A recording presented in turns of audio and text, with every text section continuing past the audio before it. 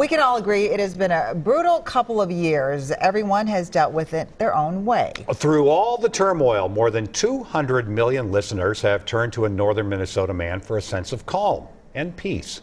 Susan Elizabeth Littlefield shows us how a Duluth Man pandemic project has unintentionally become an international success. During my college years, I wanted reasons for my faith.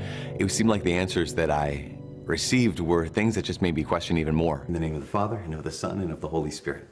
The story of this pious man started in Brainerd, Minnesota, in a pretty unpious way. I did not like going to Mass. I would say I hated going to Mass. We'll say it like that. He had a pretty typical Minnesota Catholic upbringing, as 22% of the state identifies with that faith.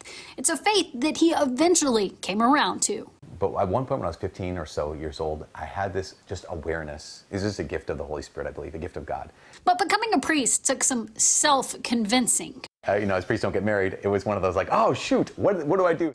He decided to go all in. He lives on campus and leads the Catholic ministry at the University of Minnesota Duluth and oversees teen ministry for the whole Duluth diocese. I have to say that ever since I've been ordained, which is almost 20 years now, I don't think there's been more than 5 minutes that I've been lonely. He has been busy, but he made time in 2020 for a new project because he, like so many others, felt the weight of the world. When I would turn to the Bible, it was like, okay, this is like an eternal wisdom.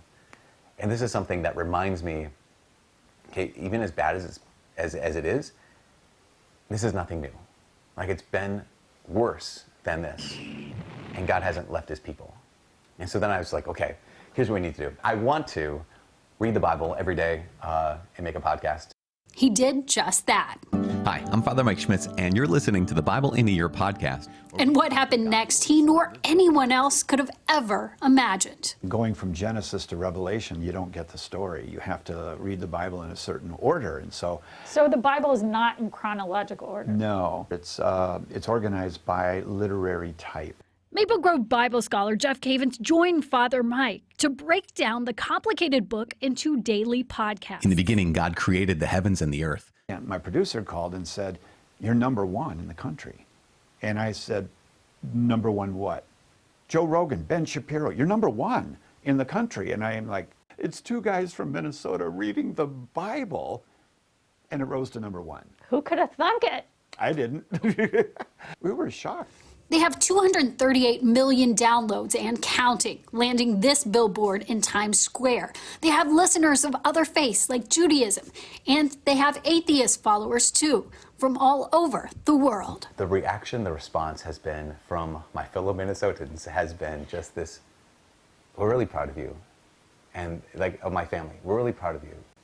And that's been a huge gift. Are you surprised so many people are so interested in hearing the Bible every day of the year? So that doesn't surprise me. What surprised me was that it was the one that I did that was helpful or successful in this particular way. And it is successful, but he says he's not to credit. He's just passing the peace. And God said, "Let there be light," and there was light. And God in saw that Duluth, the light Susan was good. Elizabeth Littlefield, WCCO 4 News.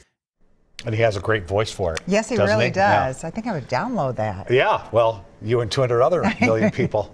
Father Mike already has started a 2022 version of the Bible in a Year podcast.